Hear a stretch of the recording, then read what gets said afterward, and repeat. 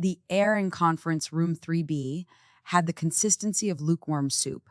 It was thick with the scent of stale coffee, cheap whiteboard markers, and the particular kind of corporate dread that settles in on a Thursday afternoon when a mandatory all-hands-on deck meeting is called with less than 10 minutes notice. I sat there, my heart thumping a nervous rhythm against my ribs. This a stark contrast to the placid expression I was trying to maintain. My name is Viv, and I was about to have my life professionally detonated. Across the polished mahogany table, Orin paced. He wasn't a physically imposing man, but he had a way of sucking all the oxygen out of a room, leaving everyone else to gasp in the vacuum he created. He wore his ambition like an expensive, ill-fitting suit. Obvious, a little desperate, and smelling faintly of self-congratulation. For the past 2 years, he had been my boss, my mentor, and, as I was about to learn, my executioner. As you all know, he began, his voice a low, theatrical rumble that he thought sounded like leadership. Q3 has been a challenging quarter. He paused, letting the statement hang in the air like a guillotine. We've faced headwinds, market shifts, and frankly, performance issues in key sectors. His eyes, small and dark like a crow's, scanned the room before landing on me. A cold dread, sharp and sudden, snaked its way up my spine. I gripped the edge of my leather-bound notebook, the one where I'd meticulously outlined the project that was supposed to define my career. Vive, he said, the single syllable cracking the silence like a whip. Could you stand up, please? A collective, silent intake of breath rippled through the dozen or so people in the room. My colleagues, people I'd shared project deadlines and late-night pizzas with, suddenly found the patterns on the beige carpet intensely fascinating. No one will meet my gaze. In the corner, I saw my intern, Clara, a wisp of a girl with wide, perpetually startled eyes, look up from her notepad, her brow furrowed with confusion. I stood, my legs feeling like they were made of concrete and static. Orin. My voice was thinner than I wanted. He gave me a smile that was all teeth and no warmth. It was the kind of smile a predator gives right before the kill. Viv, we've had numerous discussions about your performance metrics, about the drag your department has had on our overall Q3 projections. This was a lie, a bold, breathtaking lie. My department's numbers weren't just good, they were the only green shoots in a desert of red ink, and it was entirely because of the framework I had designed. The very framework I'd spent the last 18 months developing, refining and perfecting. I'm not sure I follow, I said, my voice gaining a bit of steel. My team's engagement scores are up 40% year over year, and our efficiency metrics have surpassed every target we set. Orin chuckled, a dry, rasping sound. Yes, the numbers. You can make numbers say anything, can't you? But what they don't show is the friction, the resistance to a more integrated, team-focused approach, the siloed mentality. He was using my own language against me, words I'd written in proposals, terms I'd used to champion a new way of thinking. He was twisting them into weapons. That's why. He continued, turning to address the room again, his voice swelling with false sincerity. I've had to make a difficult decision in order to move forward, to truly embrace a new era of productivity. We have to shed the old ways. Effective immediately, Viv's employment with this company is terminated. The world tilted. The soupy air in the room solidified, pressing in on me, making it hard to breathe. Fired? Not in a quiet HR office with a witness and a box of tissues, but here, publicly, a ritual sacrifice on the altar of his own ambition. I could feel the blood draining from my face, the heat of shame crawling up my neck. I looked around the room, a desperate, pleading glance. I saw pity in some eyes, a cold, detached curiosity in others, and in a few, a flicker of something that looked sickeningly like relief. Better her than me. But Orin wasn't finished. The humiliation was just the appetizer. The main course was theft. However, he boomed, clasping his hands behind his back and puffing out his chest. Her departure does not mean her contributions were in vain. In fact, in my efforts to guide her, to mentor her through her challenges, I was able to refine some of her rougher ideas. I took her initial concepts and forged them into something truly powerful. But he gestured to the large screen at the front of the room. With a click of a remote, a slide appeared where it was my diagrams, my data, my meticulously crafted slides, but at the bottom in a bold, clean font was his name. The Orin method, a collaborative synergy framework for the modern workspace. He had renamed it. He had actually put his own name on my soul. This, Orin said, his voice dripping with ownership, is the future, a framework built on the principles of seamless cooperation and dynamic resource allocation. My framework. I finally found my voice, a strangled whisper. That's my work. The collaborative synergy framework. I wrote every word of that. Orin, I did. He turned to me, his expression a perfect mask of condescending pity. Viv, I understand this is difficult. It's natural to feel a sense of ownership over projects you were involved in, even tangentially. But let's be clear, you provided some raw data, some initial unformed thoughts. I provided the vision, the structure, the leadership. I built the house. You at best carried a few bricks. My mind was a screaming void. I thought back over the past year, the late nights, the weekends I sacrificed, the way he'd started by calling our ones ideation sessions, then strategy meetings, then my director's briefings, how he'd slowly, insidiously shifted the language from higher project, war project, to finally my initiative. I had seen the red flags, but I dismissed them. I thought he was just a typical glory hog boss. I never imagined he was capable of such brazen public larceny. He hadn't just stolen my work. He was trying to erase me from its history entirely. I opened my mouth to argue, to scream, to lay out the mountain of evidence I had, the emails, the document histories, the time-stamped files on my local drive. But what was the point? He controlled the narrative. In this room, his word was gospel, and I was just a disgruntled, underperforming ex-employee. I was already a ghost. Security will escort you to your desk to collect your personal belongings, Orin said, his tone dismissive.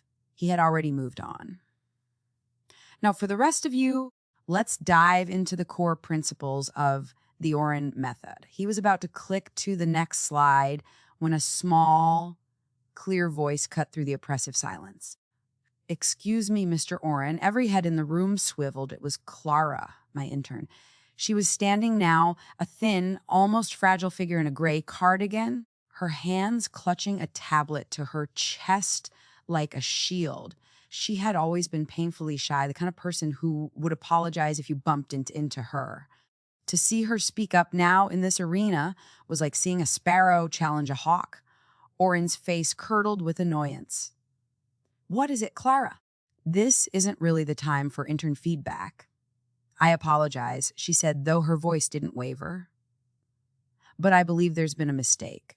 You see, the framework you're presenting, Viv sent me the final draft for proofreading last night at 11:48 p.m. The metadata on the document confirms her as the sole author and creator.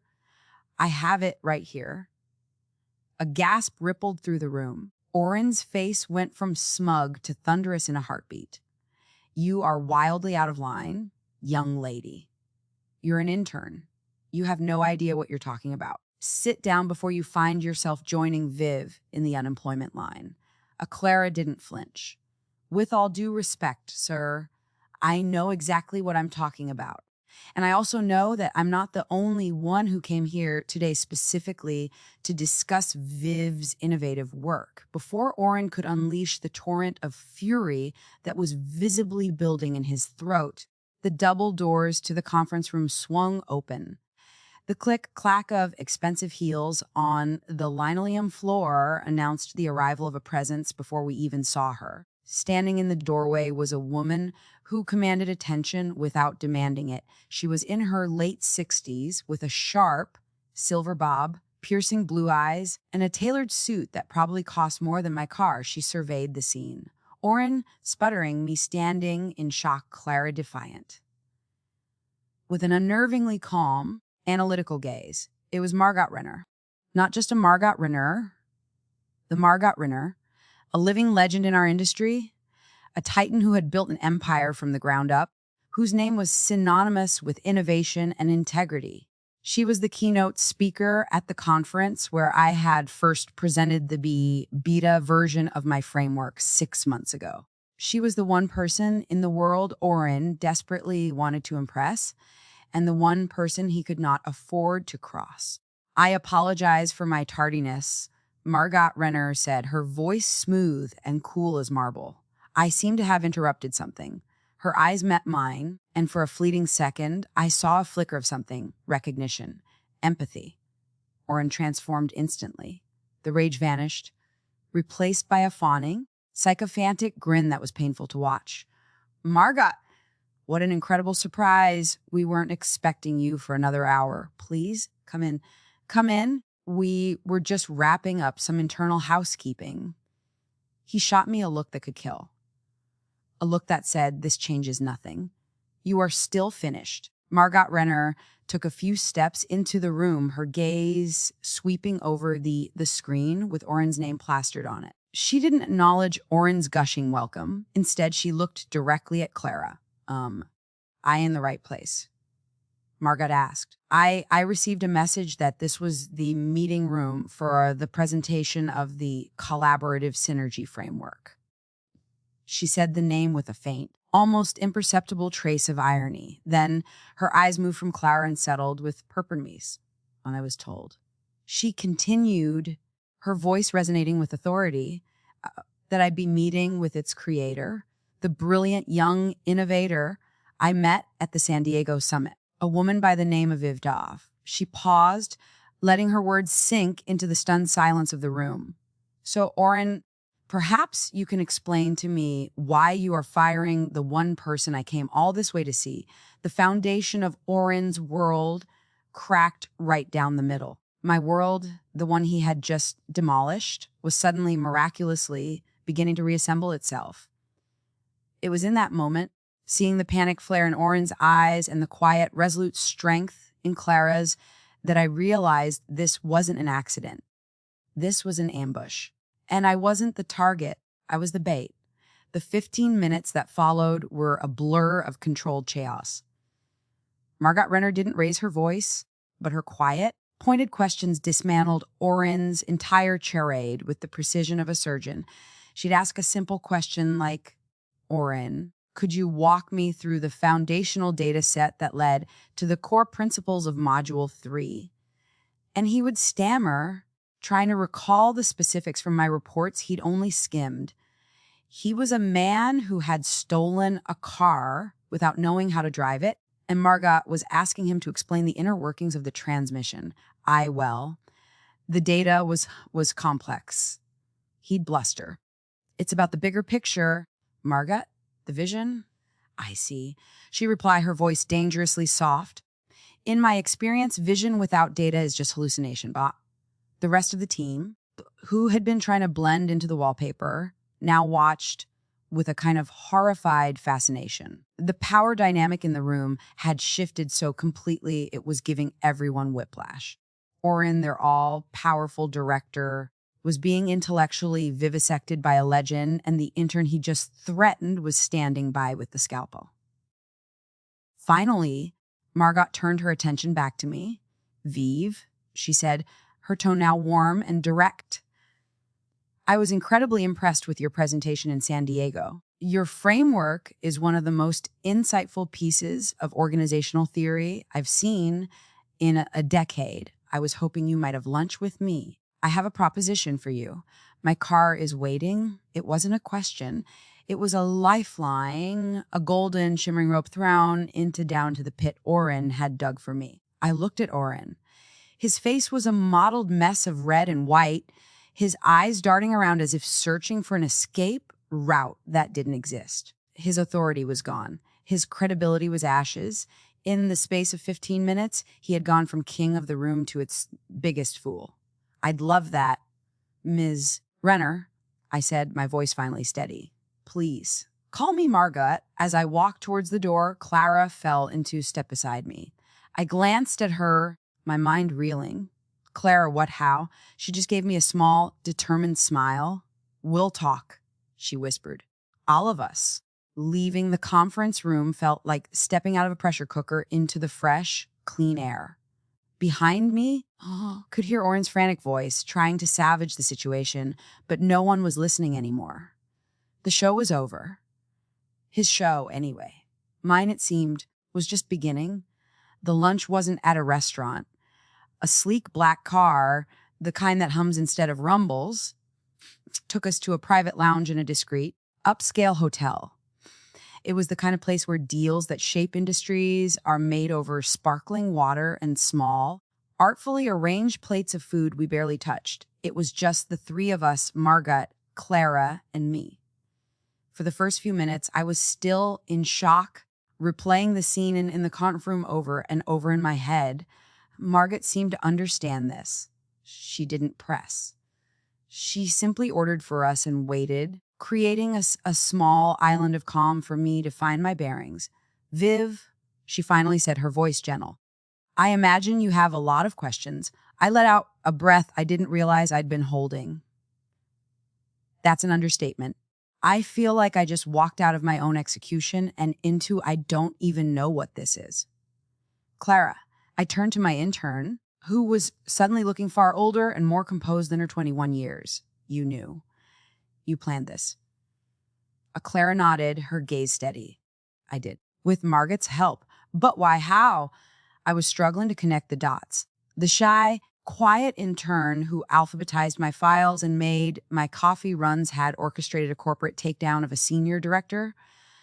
This is where the second story began. Not my story, but one that had been playing out in the shadows for 2 years. To understand, Clara began, her voice low and serious. You need to know about my sister, Peyton. She explained that Peyton had worked at the company 2 years ago in a different department, but under Orin's direct supervision. She was brilliant, ambitious, and a rising star, much like I had been. She had developed a groundbreaking logistics algorithm that streamlined the company's entire supply chain, saving them millions. Orin had been her mentor too. He had nurtured her talent, championed her work, and then, when the project was complete, he had presented it to the board as his own. The playbook was identical. He started by isolating her, telling her not to discuss the specifics of her sensitive project with colleagues.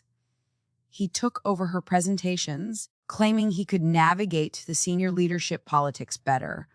And then, when it was time for the victory lap, he pushed her aside. But Orin had been sloppier then. He hadn't bothered to fire her. He just took the credit, the promotion, and the massive bonus that came with it. Peyton, a young woman with no political capital, had been devastated. She filed a complaint with HR, but it was her word against a director's. They found no conclusive evidence, broken and disillusioned. She quit the industry altogether. It destroyed her confidence, Clara said, her eyes glistening.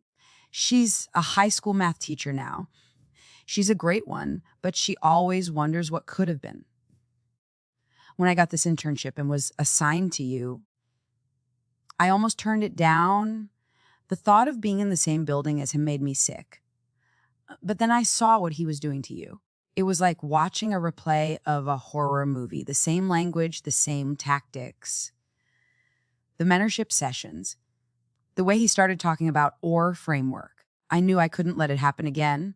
So Clara had started digging.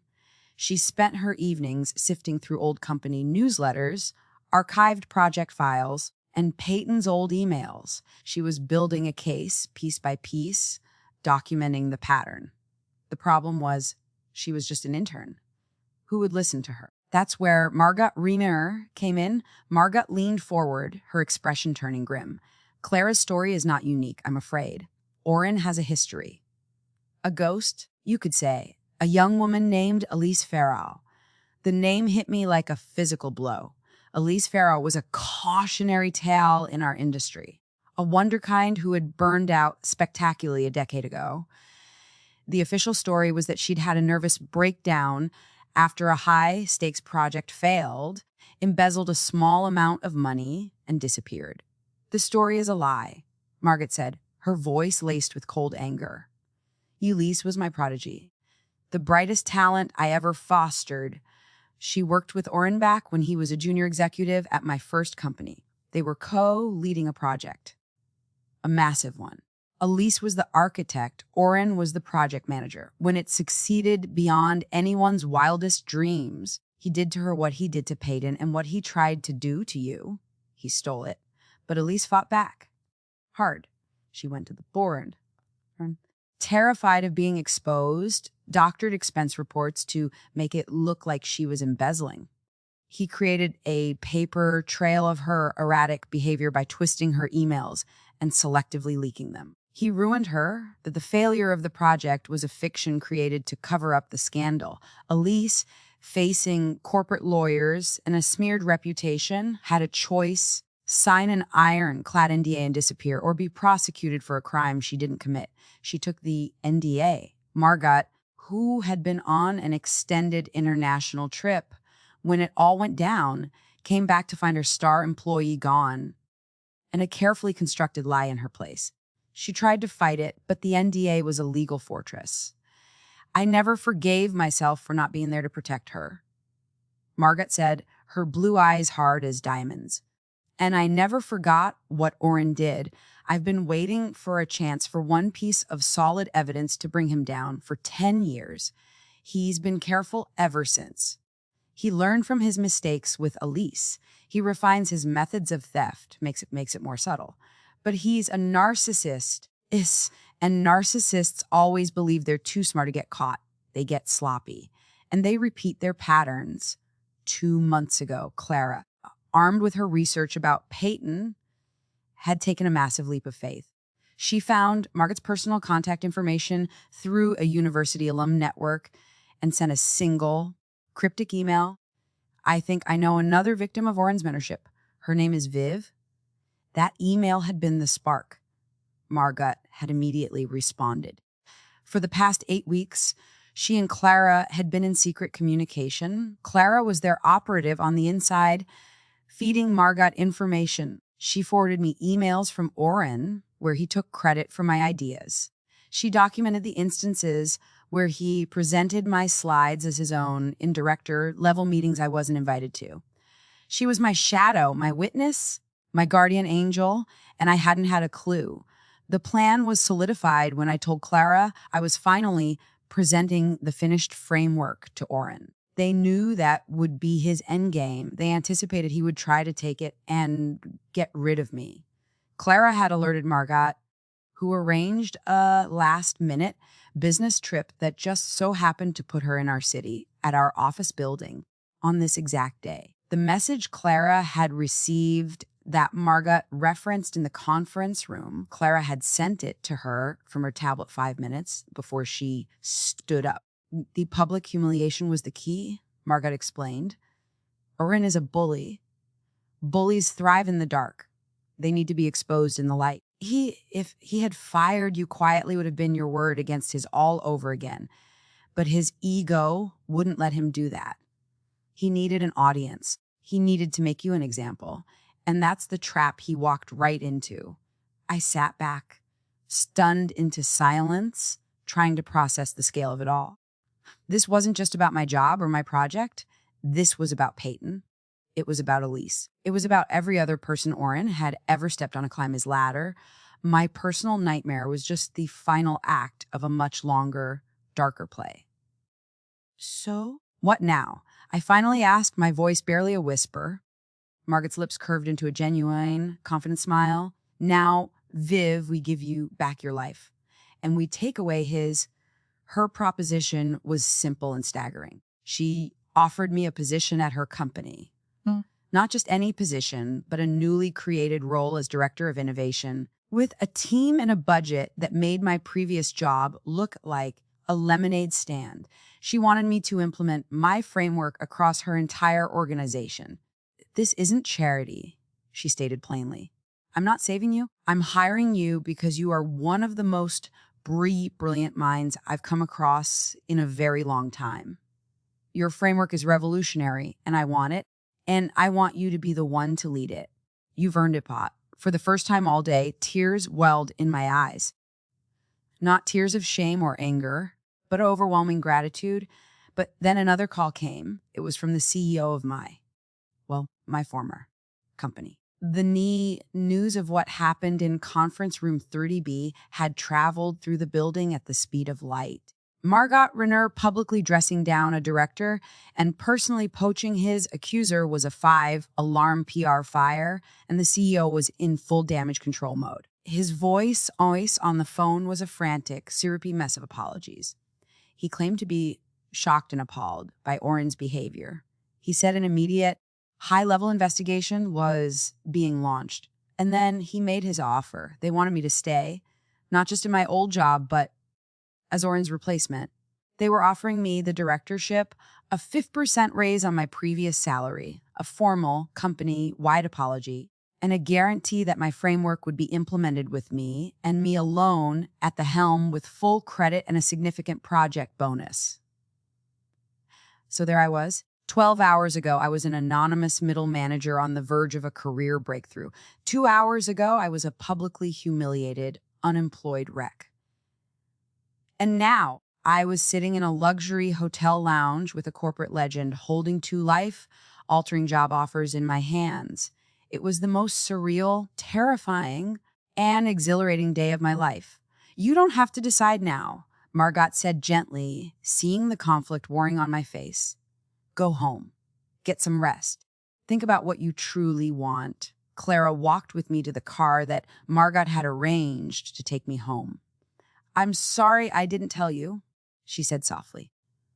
I wanted to, but we couldn't risk Orin finding out.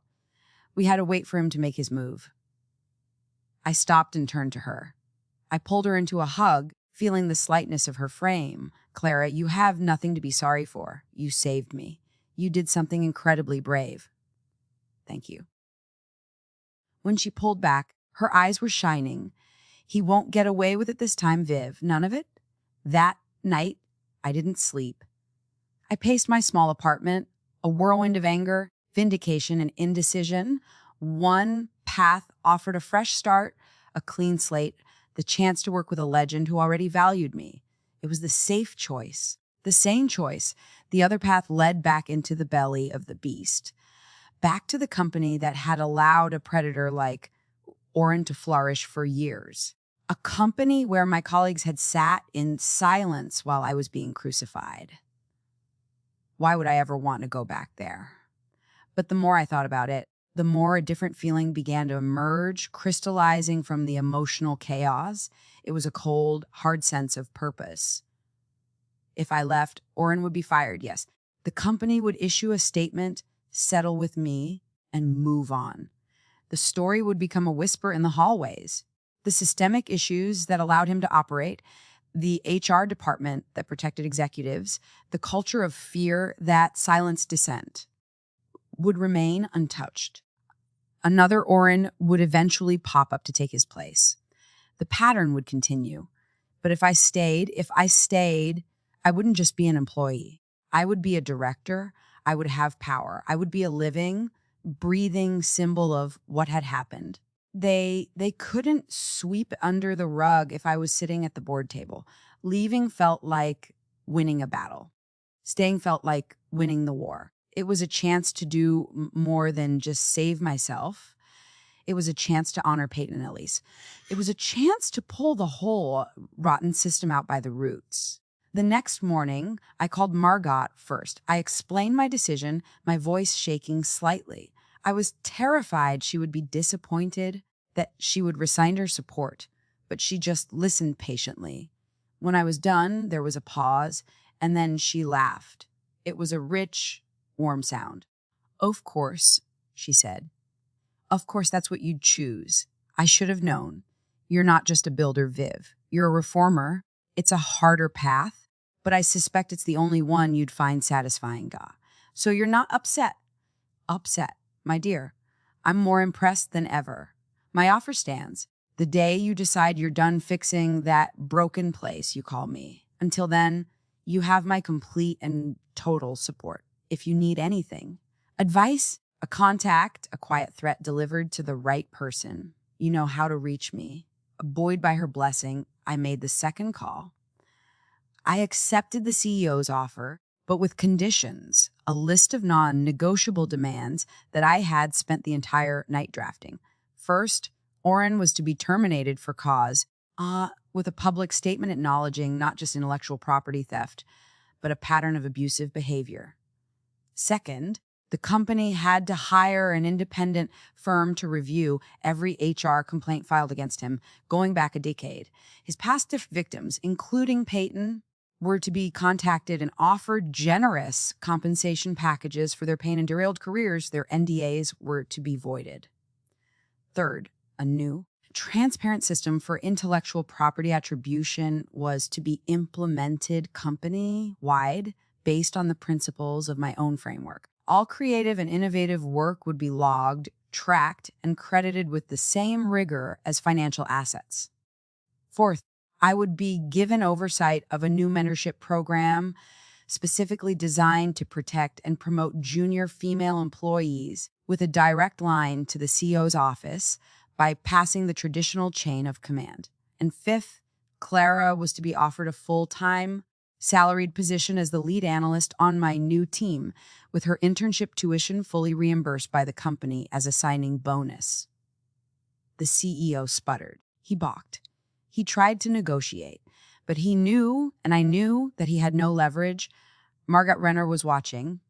The entire industry was about to be watching. He could either be the CEO who cleaned house and championed reform, or the CEO who presided over a massive public scandal. He agreed to every single term. The weeks that followed were a whirlwind. Orin was fired, and the internal memo was refreshingly, brutally honest. It sent a shockwave through the company's old guard.